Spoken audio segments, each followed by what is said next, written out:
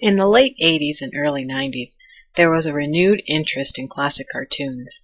Many characters our parents grew up with were given a second life through theatrical releases so that they could be enjoyed by the younger generation. Some were given the cruel and unusual punishment of being reincarnated as live-action train wrecks, a practice that is inexplicably still going on to this day, ad nauseum. But amidst the madness, there were occasional moments of clarity where movies were being made that paid homage to their stars in all of their two-dimensional glory. Characters such as Alvin and the Chipmunks, Scrooge McDuck, Tom and Jerry, and the entire Jetson cast were given the silver screen treatment. However, there is one character in particular that I believe deserves recognition. Someone who also attempted a comeback of sorts, but may have gone unnoticed amidst the glut of higher-profile cinematic outings. His name? It's Felix the Cat. This feisty feline's time was during the silent era of the 1920s, when the black and white furry adorned was the norm and not the exception. The story was simple enough. When the princess of another dimension is kidnapped by her evil uncle, she enlists the help of Felix to not only save her, but to also save her kingdom. It is up to Felix and friends to get the job done and to restore peace in this war-ravaged land. The movie was a box office bust. I actually did not see the film in theaters. I saw it on the Disney Channel many years ago. Being the simple and impressionable youth that I was, I immediately established the movie as one of my favorites. Now that I'm older and a little bit wiser, I feel it's time to take a second look at this movie and determine exactly why it failed.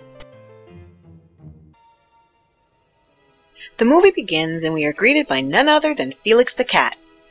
Rather, Felix the Cat's floating, disembodied CGI head. But don't be fooled. The only other time you'll see animation of this caliber is at the very end when the credits are rolling. I find it odd that the makers of this film didn't utilize computer graphics for the actual story.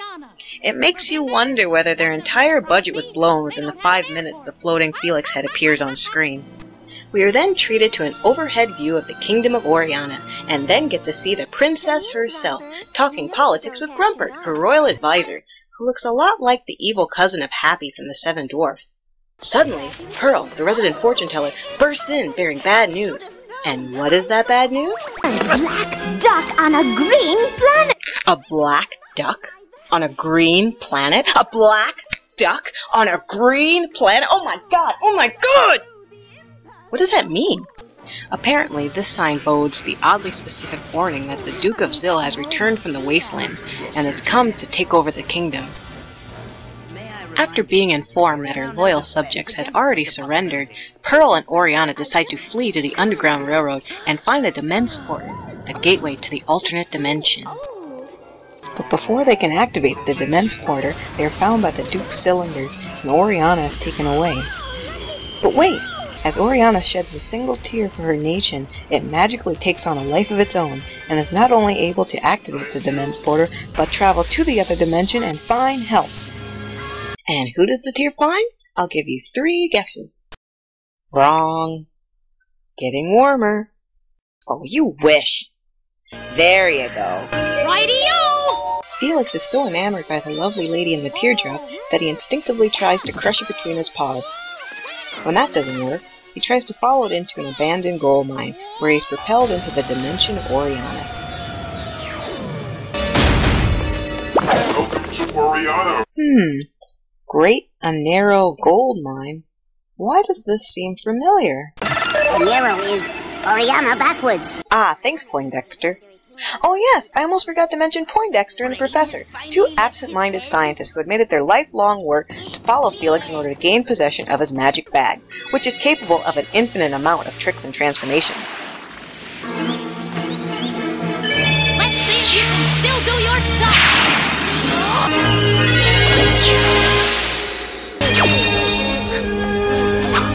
Throughout this movie, you'll see this dynamic duo in many precarious situations as they try and achieve their goal. Eventually, Felix meets up with a short, bearded man by the name of Pim. Pim apparently got lost on his way to the old Texan Prospectors Convention and wound up in the swamplands of Zil. He offers to help Felix get back to civilization, but ends up betraying him and taking Felix to the circus in Progress City, run by the weaselly yet awesome Whack Lizardi. Seriously, how could you not love a name like that? It sounds like the bad guy of a Schwarzenegger action flick. Lizardi! Whack Lizardi! It is here that Felix the cat finally finds the princess. But before he can see her, he must first perform to earn his bread. And so comes the moment where we, the viewers, are subjected to the most sadistic form of torture imaginable. Felix the cat doing stand-up comedy. I said I've never really done this before. I mean, prison's not so bad. It keeps you off the street. I mean, who is this Duke of Zill anyway? He's the one who's got me into this pickle. Zill Pickle! Oh well, at least Felix knows how to handle hecklers. Unlike some people. Shut up! That's showbiz! After his performance, Felix sneaks into Princess Oriana's cell, where she tells him her sad and sorry tale through the use of photo album pictures. During the next circus show, Whack makes the fatal mistake of letting Felix and Oriana perform together, allowing all of the prisoners to escape. After this scene, things start to move at a rather swift and confusing pace. They make it to the kingdom of Oriana, defeat the Duke, and all order is restored. But again, I'm left to ask, why didn't this movie succeed? Well, there are a lot of reasons, actually. For example, if you look closely, you may notice that, for a 90s film, Felix the Cat has a distinct 80s feel to it. The long hair, the flashy life, the post-apocalyptic trans-dimensional environment, it all contains an 80s vibe. And, well, you'd be right. While this movie was made in 1988, it wasn't shown to the public until 1991, nearly 3 years after its creation. So, not only did the film have to grapple with being outdated, it also had to compete with the powerhouse Disney classic Beauty and the Beast, which came out in the same year. Talk about your one-sided battles. That's like pitting Chuck Norris in a fight to the death against Richard Simmons. And aside from the opening sequence and ending credits, the animation in this movie is pretty bad. Felix the Cat makes Beavis and Butthead look like friggin' Akira. Even the dubbing is horrendous. Half the time I feel like I'm watching a bad kung fu flick. Look! It is Suckozilla! No one is safe! We must flee the city! And don't get me started on the characters.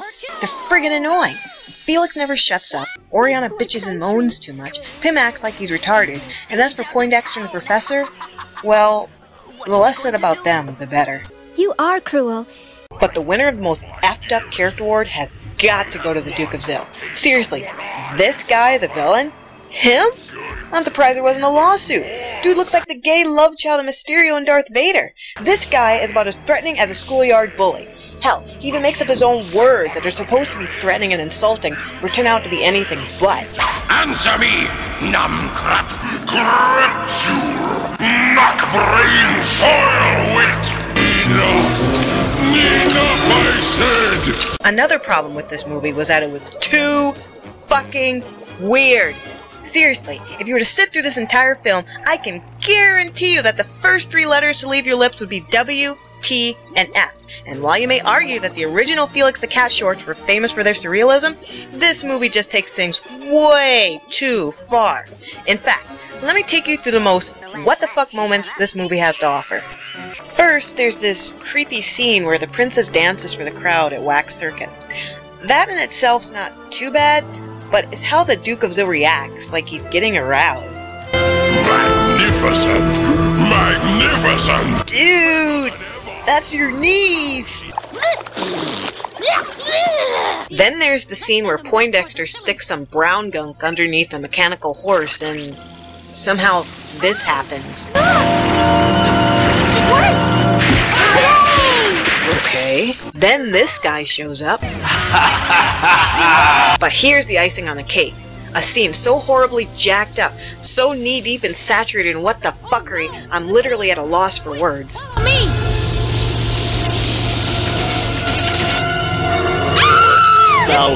Stella, I could have built somebody. This scene doesn't make any sense. I didn't even dub that in. That line's actually in the movie. I can't even show you that scene in context because there is no fucking context. Who the fuck is that guy? Why is he quoting Marlon Brando films? Why don't any of the other characters mention this scene anymore after it ends? What does this scene have to do with anything? What the fuck is wrong with this movie? Okay, and breathe in. And breathe out. Actually, I think the biggest problem with Felix the Cat is that it has this sloppy, rushed, unfinished quality to it. Scenes and animations are recycled that are totally inappropriate. There's weird plot inconsistencies where people just show up out of nowhere and things disappear and reappear, which is inexcusable considering the amount of time they had to work on this film. Nowhere is this more apparent than at the end of the movie, during the final showdown between Felix and the Duke of Zil. Oriana is forced to give the Duke the secret book he's been searching for, but when it turns out to be nothing more than the abridged version of the Holy Bible, he takes his rage out on the group by unleashing his ultimate weapon, the Master Cylinder. So this is it, the grand epic battle between good and evil. Oh boy, I can't wait!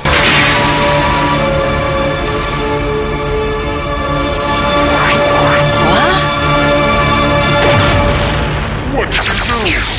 I don't feel right. My army! I don't all the other way! Oh, no! You can't beat me! I'll be back.